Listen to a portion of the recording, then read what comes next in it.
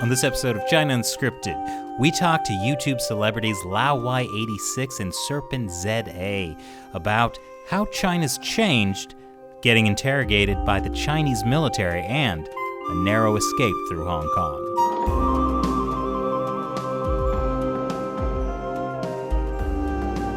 Hi, welcome to the China Unscripted Podcast. I'm Chris Chappell. I'm Shelley Zhang. And I'm Matt Ganejda. Gosh, look at us. We're being filmed on camera if you're watching on YouTube. Are we going to keep doing this? I don't know. It's a lot of work to set it up. Not for me, it isn't. Oh, yeah. It's not your living room, Chris. This is true. So I will continue to relax and kick back with a cup of tea. We're drinking tea from our sponsors, Path of Cha. Tonight we're drinking...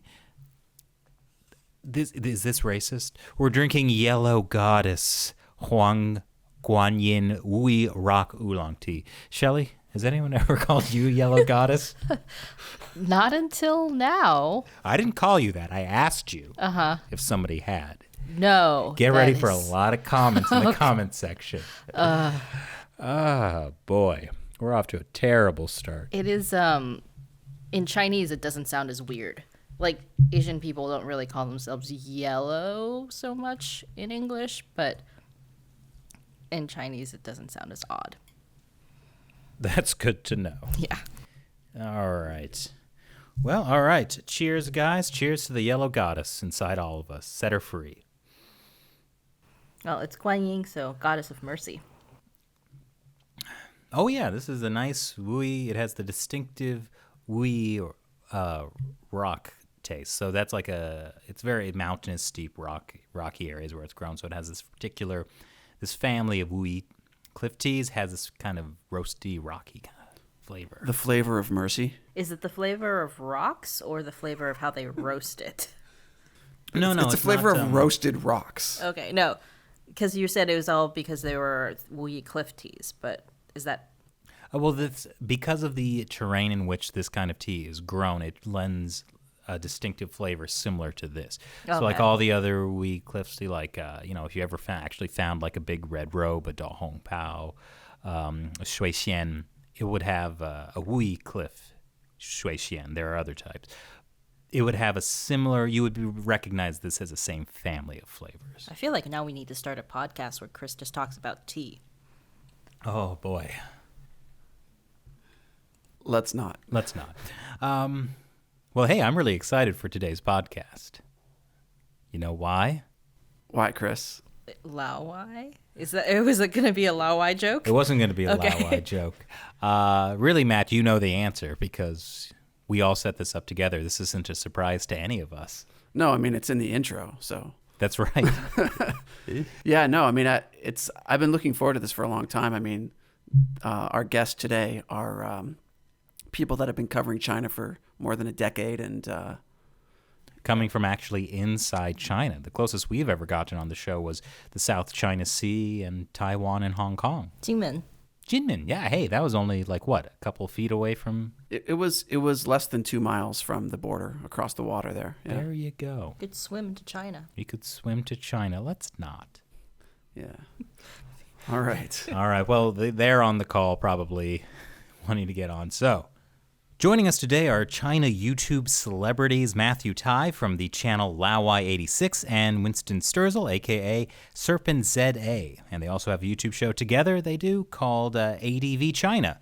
Thanks for joining us, guys. Thank you for having us on. Absolute pleasure. It's interesting that finally our paths meet. Yeah, after all of these years. How long have you guys been doing your shows? Wow, I think it's been 12 years for me now. ADV China, we started collabing for about 5 years, and my channel's about 7 years old. Yeah. Wow. Well, I know you two have done something I certainly never would have attempted, making a YouTube show in mainland China.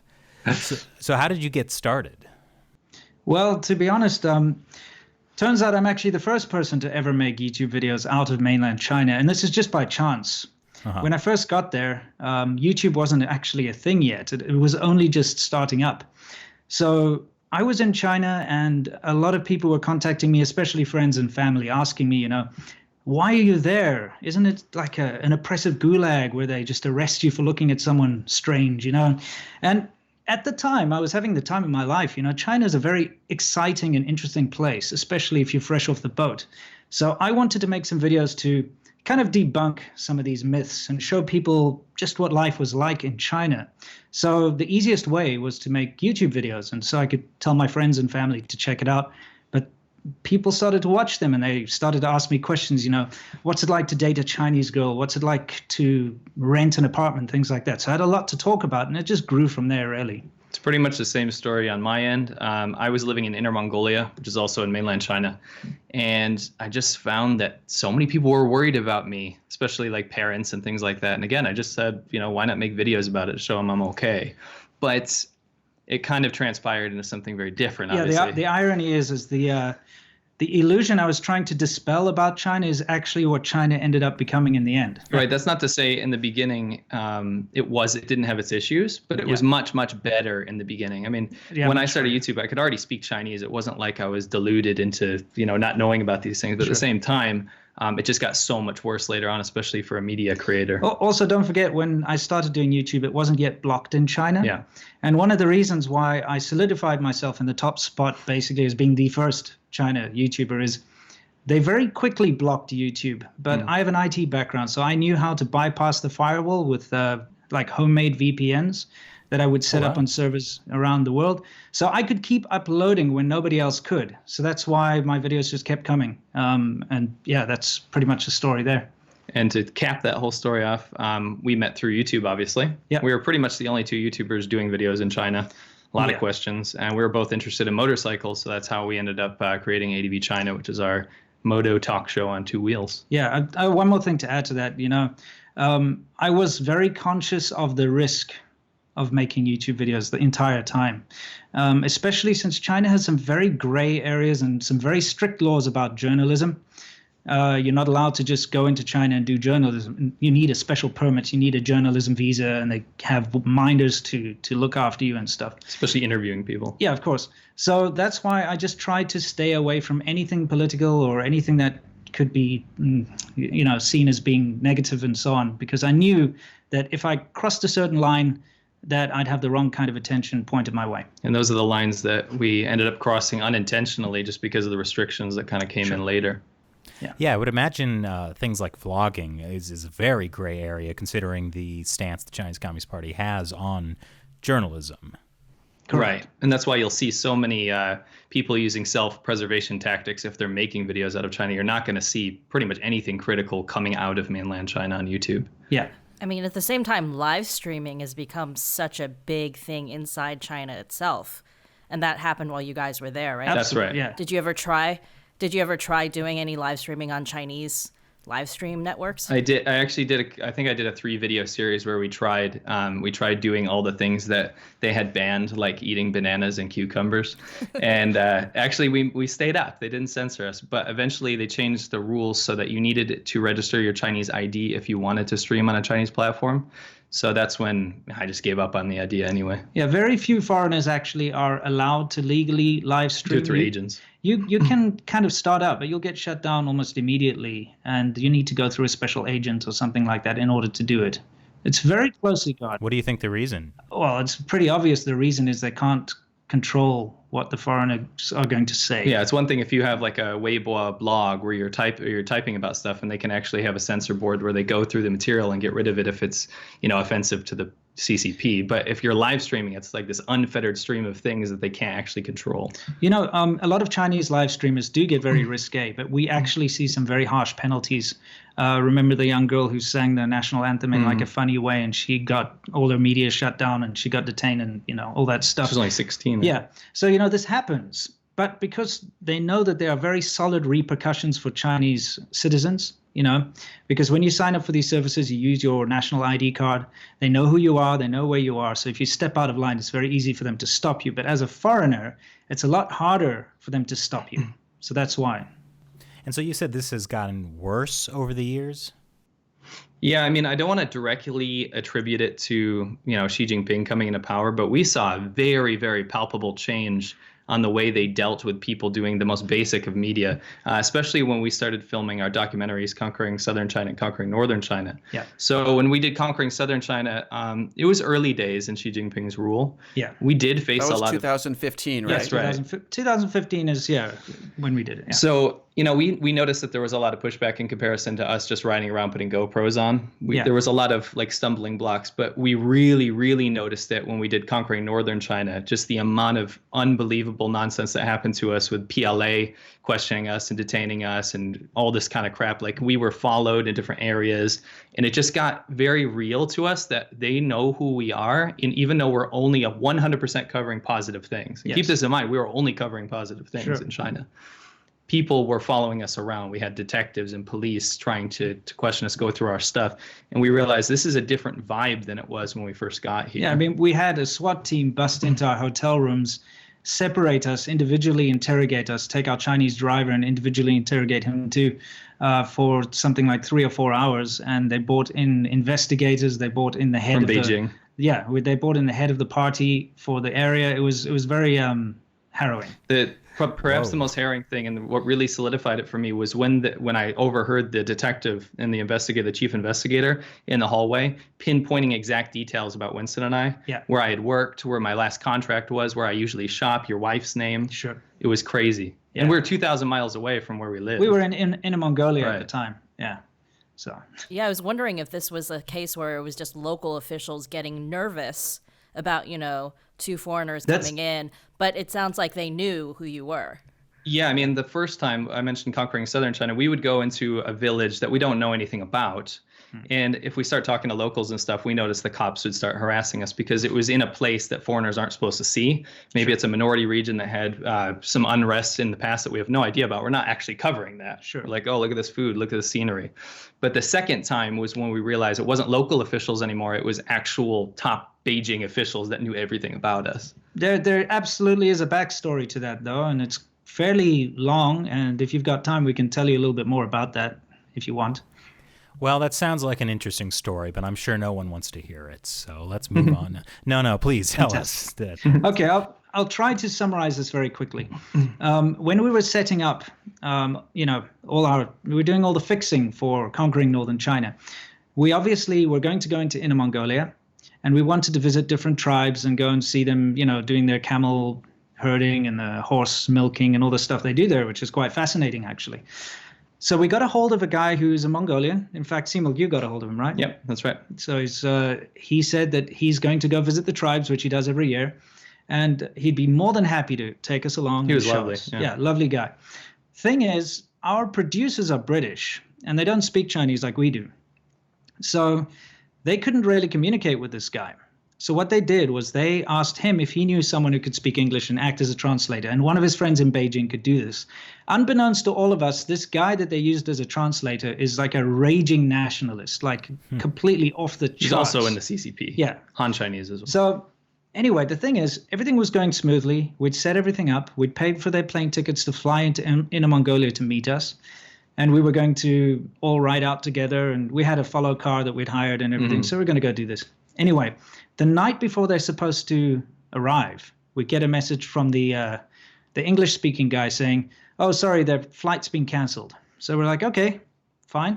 We'll just book you another flight because we checked and all the flights are fine. There's no reason. Cancellation. So then after he refused the second time, he eventually said, "Look, we've decided we're not going to help you anymore because we've seen some of your videos and we don't agree with what you do." Now, this is way back, right, when we did this. And we didn't have anything particularly negative, but what's been happening for a long time now is people will download our ADV China videos, upload them onto Bilibili or Weibo or whatever. Youku at the time. Youku, yeah. And they'll put up subtitles. They'll purposefully mistranslate what we say to make it look like we're saying very terrible things about China.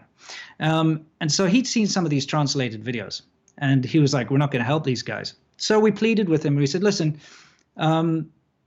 we're definitely not. That's not our mission. We want to show the culture of China. We want to show people how beautiful China is." And keep in mind, he's seen the first documentary. Yeah, he knows. Which is fully positive. Of course. And you've really dropped the ball and left us hanging here. Do you mind at least giving us the addresses of these places so we can go and see them ourselves? So he's begrudgingly said, "Okay, fine." And he sent us the the address is very vague. It's like go 5 kilometers down a dirt road and you'll see something. Yeah.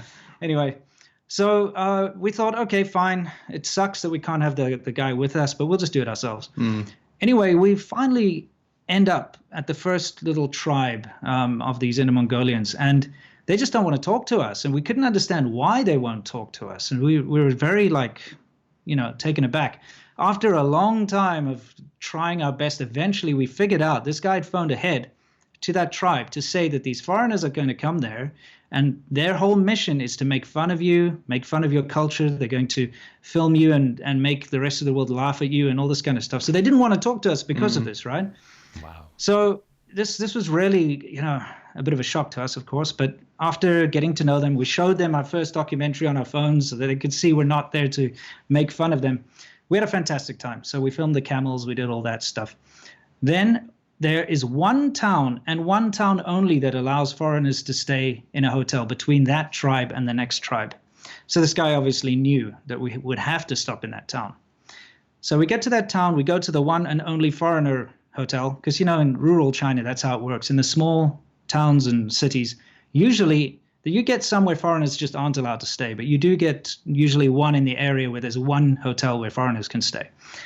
So we're in there and we're just busy copying our footage and doing our stuff. And like at 11:30 at night, that's when the SWAT team busted in our doors and interrogated us and all that. And they took photos of all our IDs and driver's licenses and all that kind of stuff, you see. Anyway, we kind of already gave you the gist of what happened there. But when they left, because they kept saying, who's paying you? Where's your website? Who's paying you? All this kind of stuff. Took down all the serial numbers of our cameras and everything. When they saw the drone, they flipped out. That was even harder to explain. So it was incredibly hairy. We honestly thought that was it for us, that we were going to get detained, and we didn't know what was going to happen. But we kind of played it dumb. They kept asking to see the footage, and we showed them like the beautiful camel drone footage that we'd taken.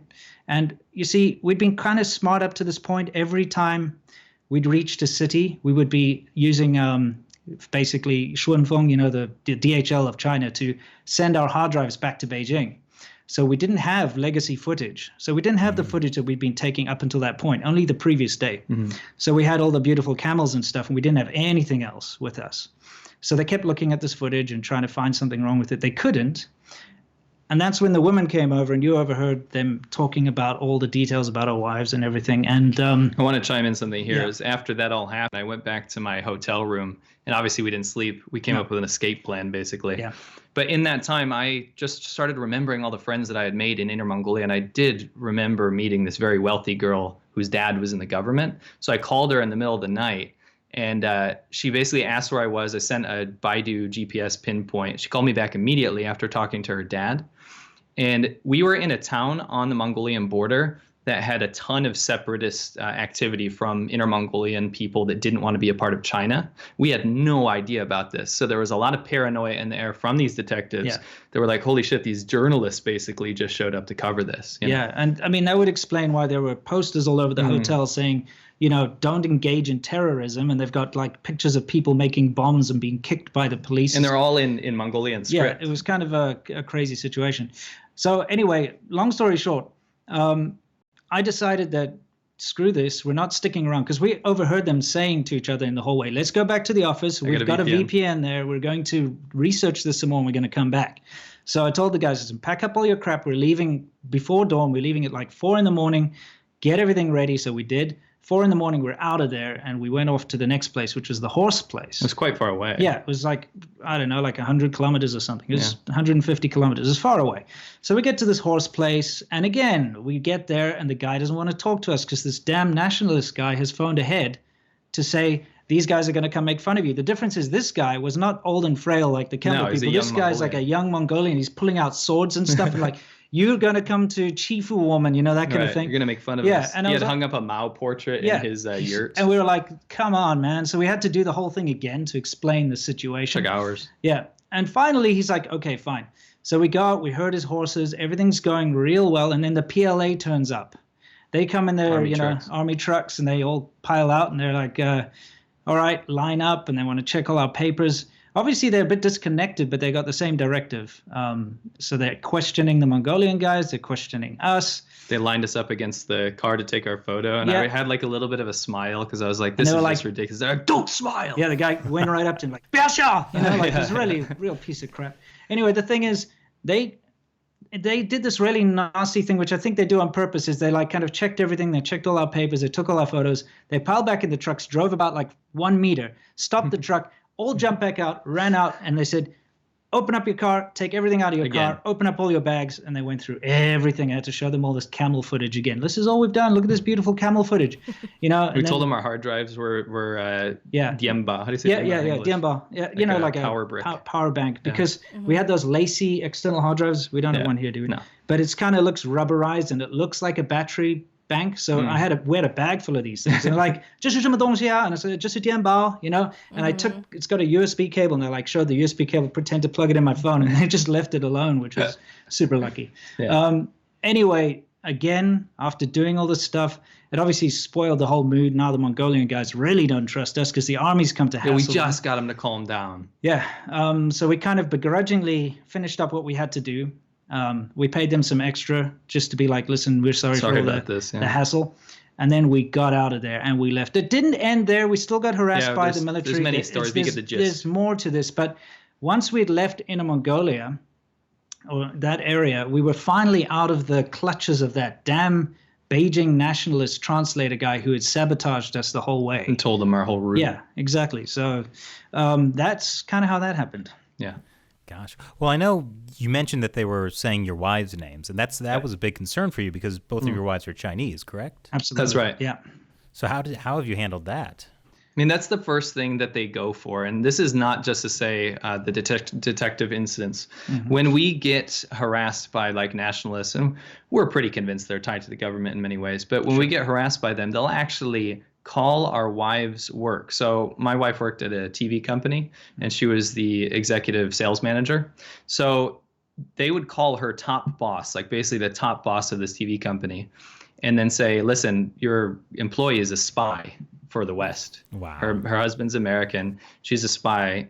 We're going to take care of this if you don't. She can't work there anymore." And they actually fabricated like a 22-page report of all the details about her, everything about her, and actually sent it to her boss. Her boss calls her, and we're in America at this point, calls her in the middle of the night because of the time difference. And he says, "Listen, I don't know what the hell is going on. I know this is probably not true, but this is like from the top. Yeah. This is from the top." And that's the kind of like stuff we have to deal with on a daily basis. And we're really, really worried because we don't want our wives to be put in danger, right? Yeah. You got the same report. Yeah, except for me, it was a little bit more scary because I'm still in China at this time. And the first thing that happened was, look, I'm just really lucky that I have a very, strong-willed, independent wife, and she's a really good woman, so she put up with this nonsense. But the first incident that happened was somebody actually came looking for her at her work. Now, she worked in a clinic, which is part of a bigger hospital group in Shenzhen, but they actually went to her main branch hospital, walked into the HR department, and had a printout from a video where she appeared with me together and was asking, "Does this woman work here? Does this woman work here?" And somebody stupidly said, "Yeah, she works here," but didn't give the actual thing. So the guy started taking photos inside the HR and everything. Eventually, the security guard told him to delete the stuff and kicked him out. But that was the first attempt of one of these guys, and I fully believe he was just one of the nationalist guys trying to go in there and dox, my wife. But that same thing that his wife received, my wife's boss received too. In fact, it resulted in her getting a disciplinary hearing where she actually had to go into the disciplinary board because this document claimed that she was a national security risk, that she was a traitor, that she was on purpose not treating her Chinese patients well, and that she was spreading rumors and spreading the her personal information of her Chinese patients, which she wasn't, of course. And she doesn't even have any foreign patients because she worked in a Chinese clinic. But, this resulted in real-world repercussions for her. And, of course, her boss, they doxed the information of her boss. Like, this is his phone number, this is his email address on all these, like, anti-us forums that they have. They're like, phone him, harass him, send messages to him, tell him that this woman's a spy, et cetera, et cetera. So it was like a deluge of crap that she had to put up with. And, to be honest, it's a difficult position to be in. And most people would just fold and say, you know what, I can't handle this. I don't want my family to be harassed like this. I'm walking away. The difference is, though, is that I don't respond in that way. Well, neither do you. No. But when somebody threatens my wife, I don't back down. It actually, it strengthens my resolve. And it makes me angry, and it makes me want to expose this cowardly behavior to the entire world. There was a pivotal moment when this started happening. I mean, it did start when we were filming our documentary, but I just started to realize the absolute disconnect between the Chinese people versus the Chinese government. Yep. And this is what kind of instilled our inspiration to see how low government, I can say cohorts basically, will go to attack our innocent wives who've never even spoken about any topics. Sure. When we are merely criticizing the evil practices of the CCP and promoting the good bits of Chinese culture, they will never separate that. And I had this theory, you can be the most prejudiced person in the world. I feel like we've been very fair. All of our Chinese friends and family love us, obviously. And when we were in China, we realized that the people are very separate from the government, Absolutely. Like I said. So it was this weird disconnect that I had, is that you can say, if you really wanted to, all the bad things in the world about Chinese people, if you really wanted to, but you won't get government attention until you start questioning the CCP. Yeah. That's how selfish the whole system is, right? They don't care about the other stuff. They only care if you're criticizing the CCP. Yeah, the problem is, like, at that time, I honestly was not critical of the government at all. Right. And it was just because I was pointing out things in society that I wanted to change. Because when you've invested so much of your life, bear in mind, I lived in China for 14 and a half years, and being married to Chinese and having Chinese friends and family, you want society around you to change for the better for everyone that you care about. So I would point out the problems with society, and that's when things started to And unfortunately, the society's ailments usually stem from the government. Yeah. You know, its restrictions. Yeah. I mean, that's what I was going to ask, if you guys had directly criticized the government at any point. No, but when you start pointing out things that are related, so it's like, well, just a simple example, we ride motorcycles. So they would ban motorcycles completely, and then you still see people riding around on bikes. But when the government official comes into town, all the bikes are off. They're like hitting people with traffic cones and stealing people's motorcycles just to make the local official happy.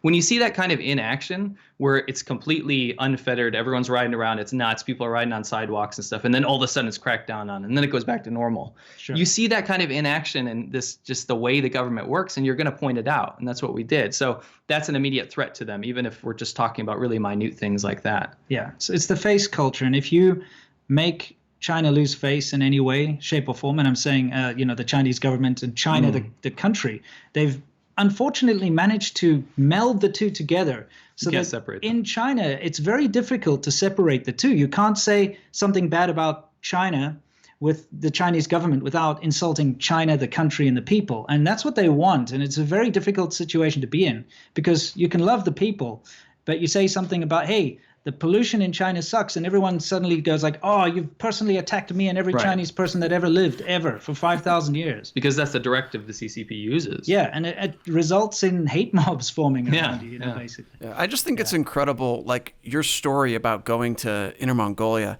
how much resources the Chinese Communist Party put into persecuting you guys and your wives. Like, the sheer cost of that to the Chinese government is probably 10 times what the actual cost of your documentary was to you guys. Sure. Absolutely. And it just shows you the allocation of resources and what's more important to the CCP. And it's just face. It is. It's all about face and image. And, the stupid thing is that our documentary is nothing but positive, good advertisement for China. If you've ever watched it, you'll see it's all about how awesome the Chinese culture and diverse it is, and the food and the scenery and all that, Yeah. So, I'm curious if you've ever had gotten approached by people, not necessarily in the government, but trying to persuade you to do more positive things about China. Oh, yeah. Yeah. That's something that I can't remember who asked us that recently, but very, very much so. So much so to the point where they don't even realize what we do now. Some of them will get like an order for their boss, and they'll be like, oh, these guys have a lot of followers. Can you come to Tibet and show how awesome Chinese development is in Tibet? And we're like, yo, did you watch our channel? Yeah, exactly. That happens a lot where we get approached just via email saying, oh. Even in person, remember at the LA premiere? Yeah. Someone from CCTV showed up in LA to ask us to do content. Yeah, and they want to fly us for free to Yunnan or wherever and do travel, like, look how amazing it is kind of stuff. But, we've also I've been approached by actual government officials and also by undercover police and stuff before in the past. And I'm saying like way before my channel kind of went down the path it's going down now. There was a guy that actually made friends with me, and this is 2007, 2008, something like that. And he just walked up to me on the street one day and he was like, hey, you're a foreigner, blah, blah, blah, talking to me and all this. And then over the years, I got to know him better and better. And he eventually revealed to me that he was actually my minder, and he'd been told to make friends with me so he could keep an eye on me, this kind of thing. And of course, the police phoned my wife's family and stuff to find out where I am at the moment, and they phone around. And when I was living in China, they would visit me very often.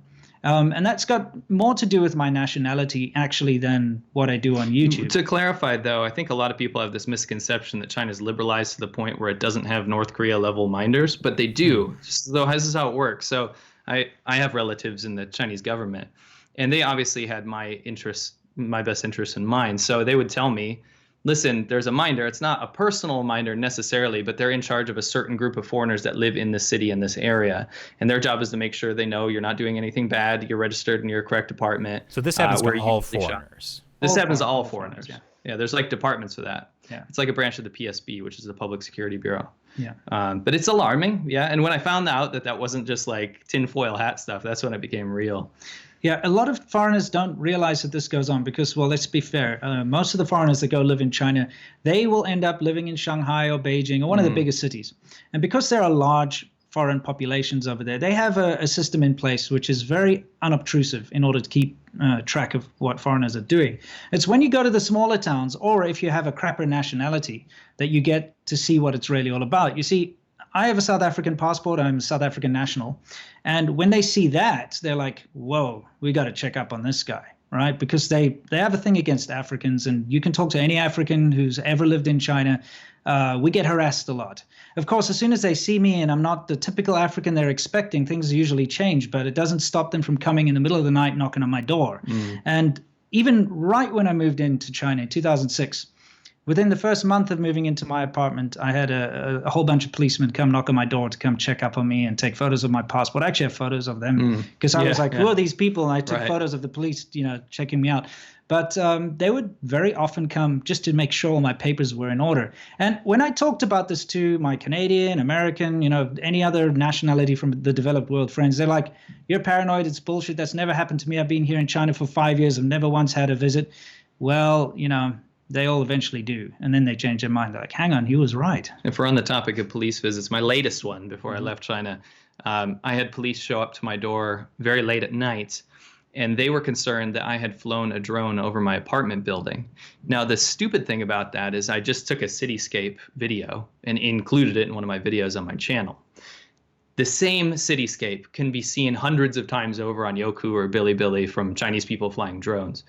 But because I was a foreigner doing it and they had figured that out, and obviously the minder told someone I have a YouTube channel, they went on there and found it and said, look, there's a military base on your drone shot. And I'm like, well, everyone takes a drone shot of the city. The fact there's a random military base in the middle of the city and it just happens to be a pinpoint on my video, that you can see it if you squint your eyes, doesn't mean I'm trying to take spy footage or whatever. Sure. And they're like, well, be more careful next time. And then basically they whispered as they went off, like, we have to come back and check this out. And I was like, oh my gosh. Yeah. I mean, you guys do have some great drone shots in your footage. Thanks. That's one of the things that I noticed when I watched the video. It's like, wow, what kind of drone do you use? Well, you see, I was actually very lucky because I actually did some work for DJI and Tencent way back in the day. And so, as we all know, DJI is the best drone maker in the world at the moment, and they're cutting edge. So I got some very early access to their drones. I was one of the first people that was allowed to fly the Phantom 3, which is what I first did. And they lent one to me for a couple of weeks. Remember that time? Yeah. So back then, the drone laws were very relaxed. In fact, there were no drone laws. No, there were none. So I'd just go to the top of my building and fly it and get all this stuff, and I'd go around and fly the drones. I eventually got a Phantom 4, and I took a lot of footage with that. And that was my main drone that I took everything for. Then you got the Mavic, and we used that. And I also shot some stuff with the Spark. So it's a whole bunch of different drones. And it was really just timing. I've got a lot of good nighttime drone footage. I've got a lot of good daytime stuff. But now you're not allowed to fly drones at night there. You're not allowed to fly drones over the cities and places like that. So I was just lucky to be there at the right time. Right. Yeah. Yeah, it's like all the laws or all the restrictions are just tightening and tightening as the years go by, right? Particularly if you're a foreigner. Yes, yeah. I mean, I actually went to, there's this beautiful building, the Shimin Zhongxin, which is like the civic center in the middle of Shenzhen. It's this beautiful, interesting building. And I took my drone there and I saw some local Chinese people flying a drone there as well. So I was like, this is fine. They're flying a drone, I can fly a drone. I flew my drone up. I've got the shot still, luckily, but I'm busy taking the shot, and this military guy came up to me and shouted, like, bring it down now. I'm like, okay. So bring it down, and he radios, and there's a whole bunch of them come around me, and they start, they don't know what to do. They don't really know. They're radioing their superiors to figure out what they're supposed to do about this foreigner who's just flown a drone near this government building. Even though it's just a beautiful building, it's not like a secret thing. It's not military or anything. Center. Yeah, it's civic center. So while they're doing all their arguing and stuff, a bunch of Chinese tourists walked past and asked them where the bathroom was. So they're busy talking to them. And I picked my drone up. I didn't look back, and I just walked directly ahead. And I just kept walking, and I kept walking. And I'm like, they're going to come after me. They're going to come after me. And I just kept going, and they didn't come after me. And I'm like, yes, okay, never again. No. Wow. Yeah. Hey, do people inside China, did they watch their show? Like, did people recognize you on the street? Oh, yeah, absolutely. I would get recognized every single time. Before I left China, every time I went out, every single time I'd go out for coffee, I'd get recognized. And this is the thing a lot of people don't seem to realize, is that the Chinese people that watch my show generally support me. Everybody that walked up to me in public was very positive and said they love my videos. And I've got lots of clips of me taking photos with them and stuff. And there's this narrative going around that I'm some kind of anti-China, the antichrist of China on YouTube, and everyone hates me and stuff. But in reality, and even here in the States, we bump into Chinese and Asian people who watch our stuff. They really support what we do. There's a difference, though, is a lot of them, in fact, the majority of them, won't ever say that publicly because it's too dangerous to associate themselves with anyone who might criticize China at all. I would say our biggest fans are Chinese Americans that really resonate because they grew up in maybe Chinese families where their parents have a different perspective on things than them. And then also mainland Chinese people that just can't say anything about it. So it's almost like they watch our videos, agree with them, but they can never say that or criticize the CCP like we do within their own country. So yeah, tons of fans pull you off the street, be like, I love your videos so much, but they don't really want to be shown, obviously. Sure. Well, YouTube is banned in China, so any Chinese person watching your videos is a criminal. Right. Absolutely. Yeah. But don't forget that there's something else that happens in China, and has happened since I started making videos, and you as well, is that people will, with VPNs, download our content and then upload it with subtitles or without subtitles on their own Bilibili and Youku stuff so they can make money. Because remember, copyright law doesn't really exist at all in China. So they do it with your show as well. We've seen it there too. No, they love to. They've kind of cracked down on our content now. It's actually quite funny though. If anyone tries to mention our name or upload a video with us in it, it gets immediately censored now. But before, they could make money off of our stuff. So they would download it and put it up. So everybody saw our videos on the Chinese internet. The problem is, like, a lot of times, like you said, they would put wrong subtitles up. So we could say, like, look, it looks kind of dirty now, but they've really cleaned this area up compared to like 2 years ago. And then they put in the subtitles, like, they said Chinese people are all dirty, right? We're like, come on, it was a huge PR problem for us. But then when basically, I think someone in the government basically banned our names from Bilibili, it just made everything clear up a little bit. Yeah, it's way better. Wow. So thanks to censorship, people aren't ripping off your content. In a weird way. They don't have copyright laws, but the censorship sure cracks down on it. There was the funniest thing ever. I think, what was it? It was like a Japanese porno movie or something where they specifically, to stop people copying it, they put on the label like Beijing Tiananmen Massacre 1989, like all this free Tibet and all that's on all the artwork. It's in the movie and like text in Chinese, so it can't be pirated in China. It's a great idea. We are not condoning anyone listening go watch this Japanese pornography. No, for clarity. It was clever. It was very clever. Yeah. So I'm curious, what was the moment where you guys decided, like, okay, it's time to leave China? It was very close to that last story I told you for me about when the cops showed up. That was right towards the end. There were some other things going on, just inklings. There was a period right before I left, basically where the police stormed into a foreigner bar, like where foreigners go to. And I don't go to foreigner bars, so that was a bad move on their part. The reason they couldn't find me in my home is because I was registered at my last place of employment. So that's where the PSB, the Public Security Bureau, thought I lived. But actually, I had bought my own apartment with my wife, and it was in her name. So I never re-registered with the PSB. So they didn't actually know where to find me at that point when they were specifically looking for me. But they went into this bar with my picture, and they said, they was asking all the foreigners, where is he? And nobody really knew where I was. That was pretty much my deciding factor when I was like, the sequence of events were too close to each other. And I was like, this is enough. This is it for me. I mean, it was that exact night. That night, because I was there with him, and we're having a bunch of drinks and stuff. And you know what we usually do. And he was getting all these texts from all the other foreigners that, hey, look, the cops are looking for you. So we're like, listen, man, get your stuff together. And I drove him directly to the border, and he went in over. Hong Kong. Yeah. And actually, real quick, when I was at the border with Hong Kong, this is what I was most worried about, was had the local authorities contacted bigger people up on the Shenzhen border with Hong Kong. So I went into the border. I was super nervous, but we'd like pep talked the entire car ride there, remember? Yeah. And I laid down in his car, I put my seat down because there's cameras all over the highway, basically. Sure. Yeah. Super paranoid, you know. Yeah. So I get to the border and I'm waiting in line. I'm kind of freaking out. I give my passport. Everything goes smoothly. It's like a young, nice guy who doesn't care. He stamps me through, and I give him a little rating, a little happy face rating on the little rating thing at the customs. And then all of a sudden, a superior calls out to him, and then he goes, come here. So I'm already through. I'm in that dead zone between Hong Kong and Shenzhen. And he goes, come here. And I turn around, and he goes, do you have a Chinese name? And I was like, no. And he goes, your name's not Tai Ma Xiu. That's my Chinese name. And I was like, oh, no. And he's like, okay. He turns around. So I walk. And then this is right before I put my bag through the security check. I walk, and I get tapped on the shoulder, and I turn around, and there is a female Chinese police officer that says in perfect English, where are you going? And I said, I'm going to Hong Kong. And she goes, are you going to come back? And I said, yes. And I just don't know why I said that. I was just like, yeah. And she goes, good. And then she turned around and walked away. And I never went back. Wow. Yeah, that's the first anyone's heard that story. Yeah, I never broke that. Oh, yeah. Cool.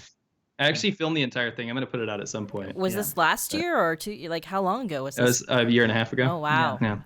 For me, it was different. Obviously he'd moved to the States, and our ADV China and our documentaries and all that stuff, it's an important part of what I do. And, I'd started out with this little pikey little channel on YouTube, SerpentZA, and it grown pretty big. I mean, it's now at about 600 and something thousand subscribers. It's fairly big.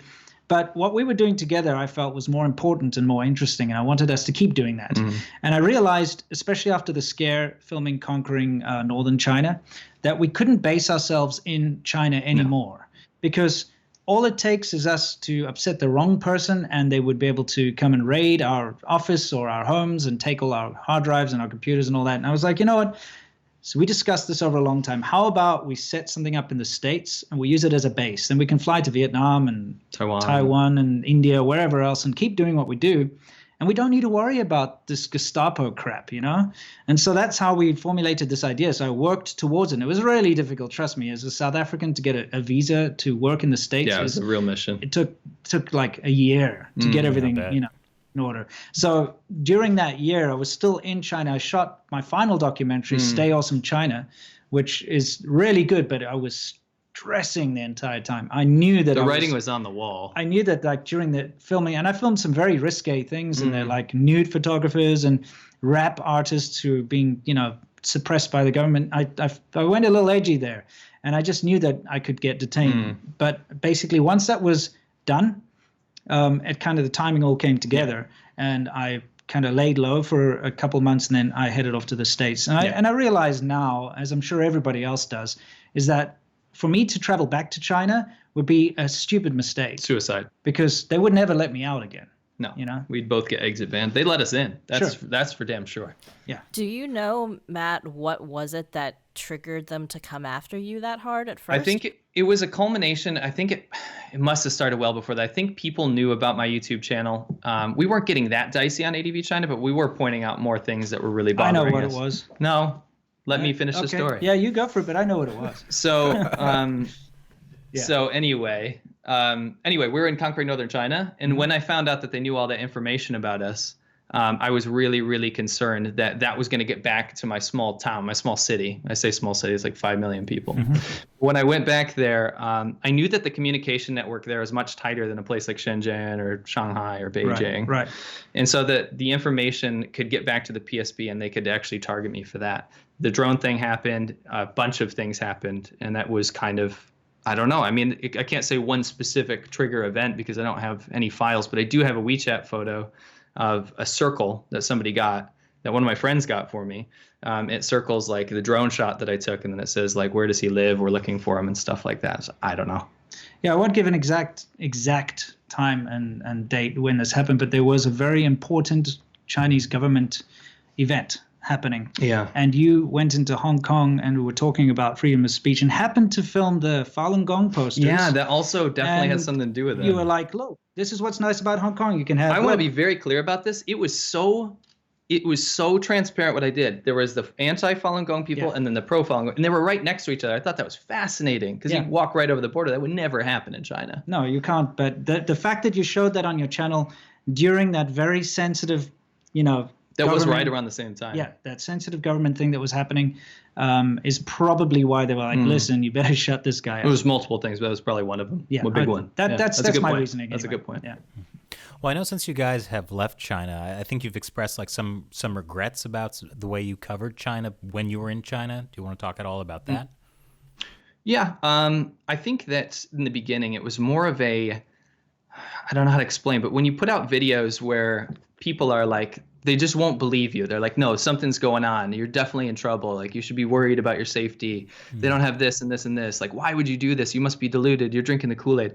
We weren't promoting the government. We were just showing what our daily life was. And I got to tell you, it's pretty drama-free for the most part. People live in China like normal people do everywhere. It's not until you get big enough or popular enough to actually create issues for the government. So the average person doesn't go through a lot of that. So again, I regret not being more transparent in the beginning, but at the same time, it was self-preservation in a way. You have to look out for yourself and your family and your friends. You can't point out those things until you just get so mad that you start doing so. So I wouldn't say I have any real regrets, but I'm happy with me being more open about how I really felt in the end. Sure. Well, I mean, for me, it was pure selfishness. Yeah. When you're fresh off the boat, and it happens to everyone, you travel to a new country, everything's exciting and new and interesting, so you want to share the positives that you see. And then in China, as a foreigner like myself or any foreigner who goes there, you get special treatment. So because you're a white guy, you'll get invited to sit down and have free drinks and food. You get a lot of attention from the women. I'm not going to lie, it's a huge draw. So, you're having this time of your life, and China is so blasé when it comes to the law. So you can walk around with a beer in your hand, getting drunk in the middle of the road. No one's going to stop you. Not that you were doing right? That. Not that I was doing that very often anyway. But the thing is, the thing is, you go out, you have a fantastic time, and you don't want the party to stop. So, when you see the bad things around you, you do see it, but you try to ignore it as much as possible because you're having too much of a good time. And like I said, it's selfishness. You don't want, if you know that if you talk about that or if you focus on that, it's going to spoil your mood and it's going to cause you trouble. So you kind of just push it aside. But when you grow up, because bear in mind, when I went to China, I was 25 years old. I was and 22. I don't think any 25-year-old in the world's got his head on straight, right? No. So, you're living this big party, and then you realize as you mature that things have to change. And if you try to settle down like I did, I was there for so long, you realize that as a foreigner, it's impossible. Just to do simple things like buy a train ticket, using those machines. You can't. You have to go online, then you have to go stand in a queue. You have to be checked. Being able to have any kind of stability, because every year the visa laws change and they've got some new stipulation. Oh, you're going to need different documents this year, or, oh, you're South African, you're no longer part of the native English speaking list that we have, so you can't get these kind of jobs anymore. That kind of nonsense. They change all the time. So you don't have the stability in your life. You can't settle down. Buying property, buying cars. I mean, I did buy my own car, but what a mission. Anything that usual people would do when they start to try and settle down, and the thought of having a child, things like that, I realized that these are the things that I didn't care about before, and I didn't realize how bad it was because I was just having a big party, and it was all selfishness. And when I got to that point, I realized, you know what, enough of that shit. there are big issues that need to be talked about here, and I'm not going to ignore them anymore. And especially when people started to attack my wife and my family, I was like, you know what? I'm done making excuses for your bullshit, because I've been doing that this far, and I've been very nice and gracious, not to mention this crap that I've been seeing around me, because I know it's going to cause you to lose face. So I've been very nice and gracious, but if you're going to attack me like this, that's it. I'm done. I'm going to show this stuff for what it is. That's kind of where I went. Yeah, I think the real key moment, I think you said it well, was when the selfishness kind of vanishes. It's when you grow up, but it's also when you have a life-changing event. So when I had my daughter in mainland China, it was like night and day for me. I was like, what did I actually just do? My daughter should not be growing up in this environment. Just the park where she used to play in. 5 children have been kidnapped there from kidnapping gangs. Oh my God. You don't choose. You don't come from America, where I had it pretty good growing up, middle class society. You don't go from that and then give your own kid a severe disadvantage in safety, in education, in potential brainwashing through the system. It makes you wake up real quick. The fake vaccine thing happened. Yeah, to my daughter. Yeah. So that was during that scandal. It's interesting, Matt, because, in one of your videos about leaving China, you talked about inside China, every year there's just constant development and you see all these amazing things, and you go back to your hometown in America and it's like everything is stagnant and the shops, are closed and businesses aren't doing that well. And despite all this, you still want to raise your daughter in America. Yeah.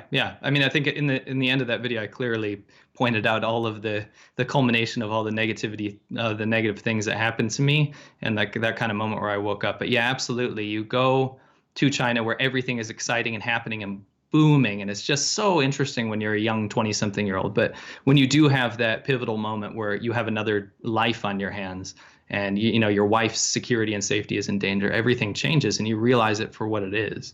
Yeah, and also that stagnant thing that he was talking about. I mean, that's stability at the end of the day. Yeah. Yeah. Did you say that your daughter got one of the fake vaccines? So my daughter tested her antibodies and she didn't, but the fake vaccine scandal happened at the exact same time that she got her vaccines. So we were freaking out. There was no way of us to know if that actually happened. And there were people in our city that had received the fake vaccines. Oh my God. Yeah. So that was enough. I know the World Health Organization really promotes China as a vaccine. What heroes? Don't get me started on those sellouts. I can't stand them. I have a vendetta against them right now. Oh my gosh! Did you see that recent video of the interview with the Hong Kong media? Yeah, that was just. It's like, can you guys try a little harder? Did you actually say, "Oh, I couldn't hear you there"? It would have been much better if they're just like, oh, we're not allowed to talk about that. Yeah. You know what I mean? Yeah, our masters don't allow us. Yeah. Master said no. Yeah. Yeah, it's amazing that would have been better. Master told me no. Exactly. Jeez. Okay, so what would you say to a foreigner thinking about going to China now? You can't. Yeah, well, literally, you actually yes. can. Okay. Coronavirus aside. Okay. For tourism, I'd say fine. I mean, go for your little trip or whatever. I don't think anyone's in immediate danger as long as you're not a high-profile figure, as long as you're not making mass amounts of social media and have a large following or commentating on China, period. But to live there, I would say absolutely not. Not now. Not now. It's not like the old days. It's not. But look, I have to give this advice to people quite often because a lot of people started to watch my videos because they had an interest in going to China. And I've had to change my story over the years. And my recent version of the story is, you know what? China's still an adventure. If this coronavirus aside and this anti-foreigner sort of rhetoric that's going on aside, you could still have a fantastic adventure. Go for a gap year, go and do some English teaching or go and study something there or whatever for just about a year. But don't ever think you can make it a long-term thing because you'll actually be wasting your efforts and your life because I've got multiple people that I know personally who, for instance, I got a friend who went to Taiwan. I got a friend who went to Japan. More or less the same time I went to China. They are married. They have permanent residence. They have houses. They have citizenship. They have the passports. I have pretty much nothing because China does not give anything to foreigners. You cannot get a Chinese passport. You cannot become a resident. You walk away as a long-term tourist, basically. Yep, absolutely. You'll never be accepted into society either. Yeah. So go there for an extended holiday, a gap year, and an adventure, but don't go there with the idea that it's going to be a long-term thing. And don't take any drone shots. Yes, don't now. And No. you got to be super careful. It's weird because it comes in waves. And it's happened a few times while I was in China where things became very sensitive. Around the 2008 Olympics, whenever America's doing one of those freedom exercises through the South Pacific Sea or whatever it's called, the South China Sea, the South, everyone else except for China's sea. Whenever they do that, you get this big sort of ramp up of anti-foreign angst around, and people get very unfriendly, and it's not fun. But it does die down, and everything goes back to normal. And then whenever they need to have another excuse to divert attention away from the mistakes of the CCP, they blame foreigners again, and then it ramps up. But I mean, the anti-West rhetoric and the pro-nationalism rhetoric, it's gotten much more vocal. It's not like a private opinion anymore, and it's kind of like a boiled frog syndrome. If you spend a lot of time there, you just see it get worse. Yeah, what was really funny was when this is a while ago, when there was a big exercise in the South China Sea, and everyone was boycotting American goods in China. And I had an Apple laptop, and I took it in for repair, and I went to a little repair shop that only specializes in Apple. So I go up there, I'm like, hey, do you have some parts for this? And they all stood up in unison, and they said, are you American? I'm like, no. And they're like, good. And they said, look in our trash bin. They'd broken all their iPhones, broken all their iPads, thrown all their Apple stuff in there. And they were swearing about Americans and we hate Americans and all this crap. And I'm like, okay, that's cool, thanks. Went away. Probably about a month later, I went back to the same shop.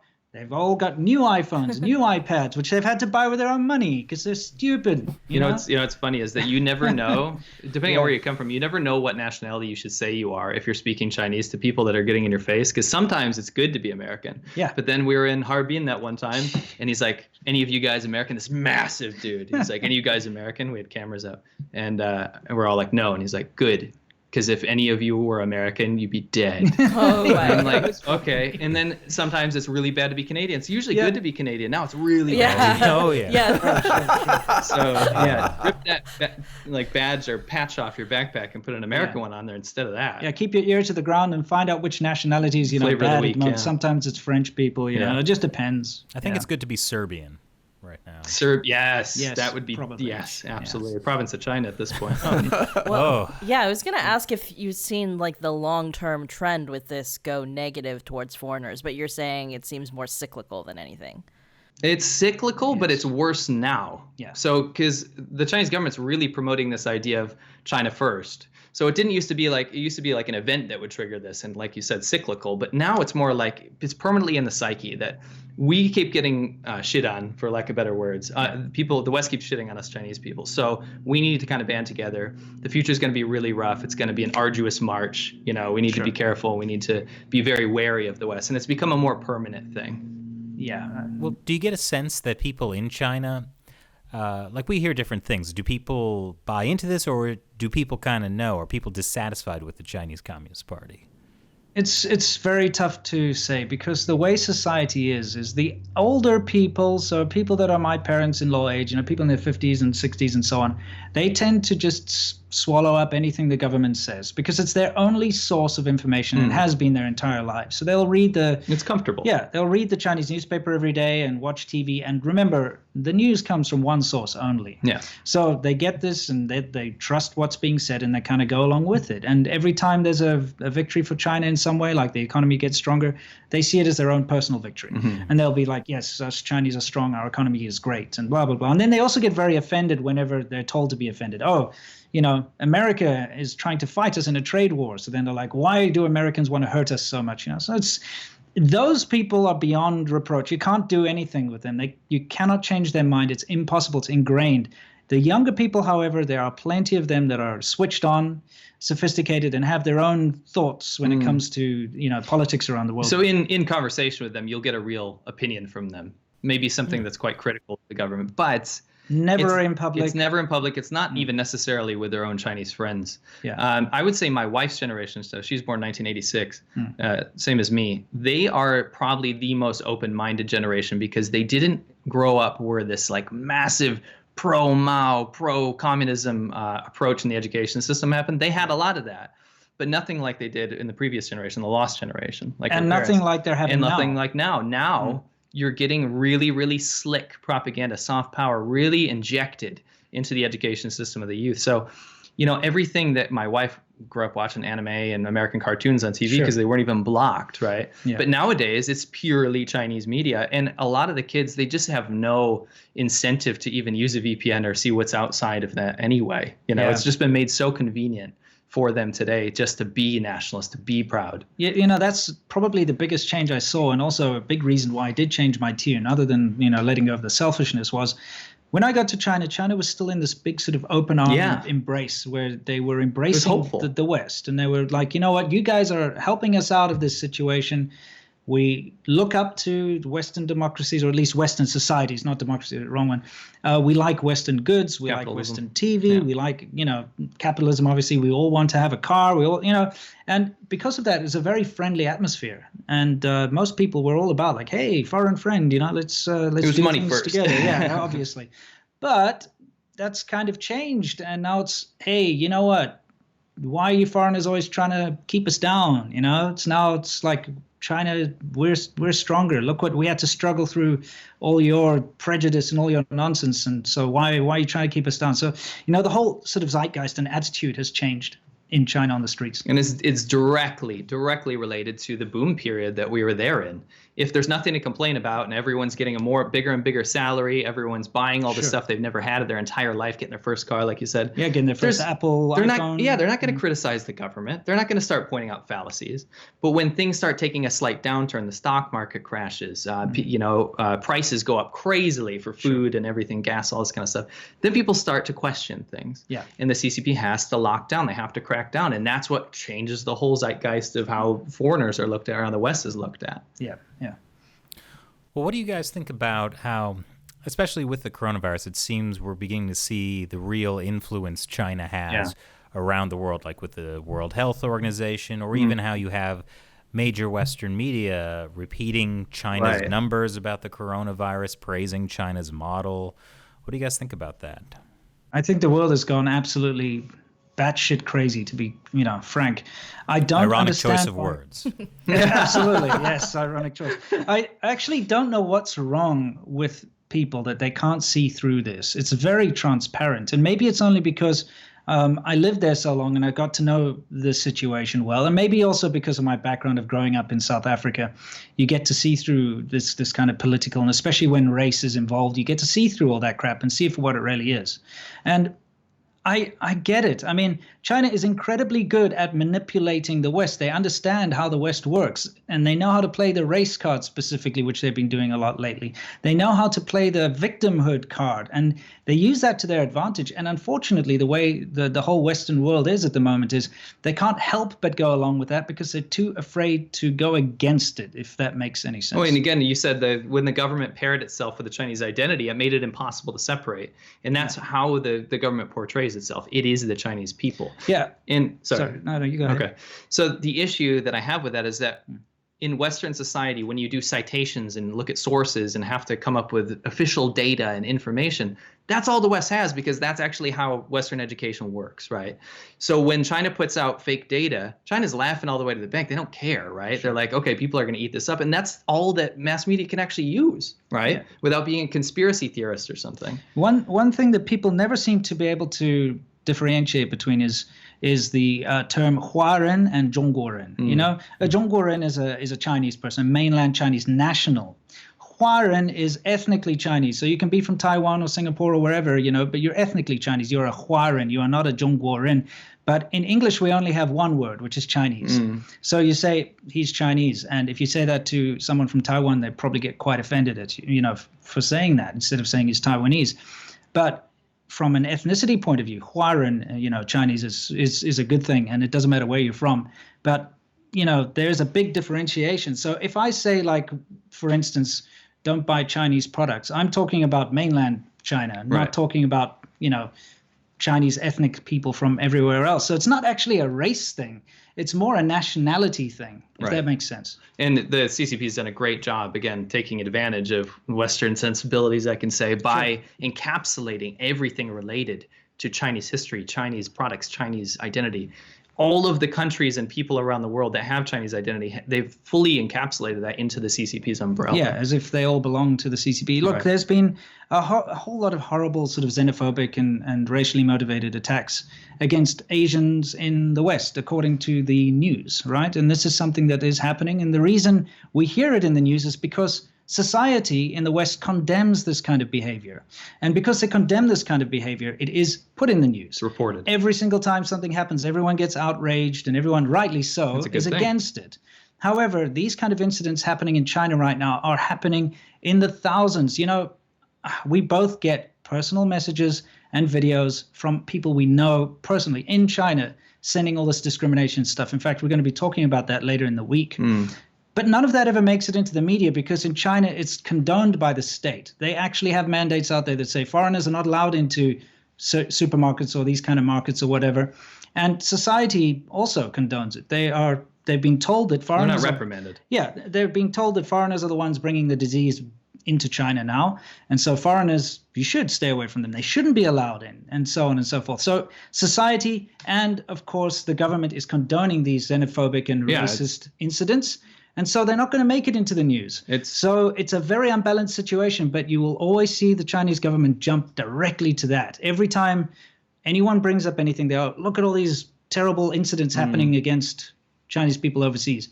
Come on, guys, let's play it fair. I mean, yeah, it's self-perpetuating at this point. Yeah. It's interesting that you talked about Huaran, actually, because the opposite of that is when they try to use Haiwai Huaran, like overseas Chinese, as the umbrella, no matter where you're from, right? You also belong to the Chinese Communist Party because you're a Chinese person. So, like, it's interesting that you were distinguishing between Zhongguoren and Huaran because they actually do the opposite of that in order to kind of bring all Chinese people, ethnically Chinese people, under that umbrella. Right. I mean, that's like German people saying if you're European, you're German. It doesn't make sense, right? Well, maybe a while ago. Maybe to the Germans it makes sense. Sure. So what projects are you working on for the future? We're going to go forward with our current content. Obviously, we're going to be kind of knee deep in this whole coronavirus nonsense for a while now. Unfortunately, it's not by choice. There's just so much information that we keep stumbling across, and we can't stand people buying into this soft power CCP bullshit right now. So we're going to continue talking about that. We have our podcasts on Thursdays where we do like a long form thing. However, you know, here's the thing. We've been trying for the longest time to diversify away from China. We don't want that to be our main thing. So we've started a car-related channel. Of course, all of our travels around the world that we're planning on doing. We want to still be able to comment on China and have it a big part of what we do, but we do try our best to diversify. It's just so difficult when it keeps drawing you back in with the attacks that we get and these weird forums that pop up on the Chinese internet which give instructions on how to report us as spies and how to, you know, flag our videos on YouTube and etc. Click here, say this, type this, you know, etc., etc. And then you have all these comments of thousands of people. Yeah, I reported them, ha ha ha, you know. And so it draws you back in all the time. And also we want to see positive reform within China. It's something we deeply care about, and we're not going to stop doing it as long as that's on the table. Sure. Yeah, I think it's what we've found over the years is that everything has to do with China. Yeah. Unfortunately, more and more. Yeah. I mean, come on, we're stuck in quarantine lockdown here in California because China. I heard it was the U.S. military. China. That's pretty good. Yeah, we've seen it enough. Yeah, that's true. All right. Well, thanks so much for joining us today, guys. It was great to finally get a chance to talk to you. It was our pleasure. Yeah, absolutely. Very nice to be on the show. Definitely, to anyone watching, I recommend you check out their channels. You know, Matt's YouTube channel is Laowhy86, and Winston's channel is SerpentZA. That Z is a Z for you Americans. Yep. And obviously, ADV China. So that's right. Great. Well, yeah, great talking to you guys. Thank you, Chris. You thank you, Shelley. Thank you, Matt. Stay awesome. You too. Well, that was great. I'm glad we finally got those guys on the show. It was a lot of fun. Some crazy stories that made me really glad that we never attempted to do China Uncensored from inside China. Yeah, that would have been China Censored, most likely. It would have just been Chris in a black jail, I believe. Would they have let me film that, Matt? No, probably not. So then this joke you've made, it really isn't established on a logical premise. Like most of my jokes, Chris, it wasn't funny. Cheers to that. Wait, what? Let's wrap this up. Gosh, Matt. the quarantine is really getting to us. It's just been the three of us living here. It's like Big Brother. Remember when we time. all lived in Hong Kong for In that hotel for like a month. Yeah. Well, hey, it's not so bad staying with the Yellow Goddess. Speaking of, if you want to enjoy some delicious tea, go to go.pathofcha.com/unscripted, buy some tea, and you'll support the show. Thanks for listening. Once again, I'm Chris Chappell. I'm Shelley Zhang. And I'm Matt Gnezda. We'll talk to you next time.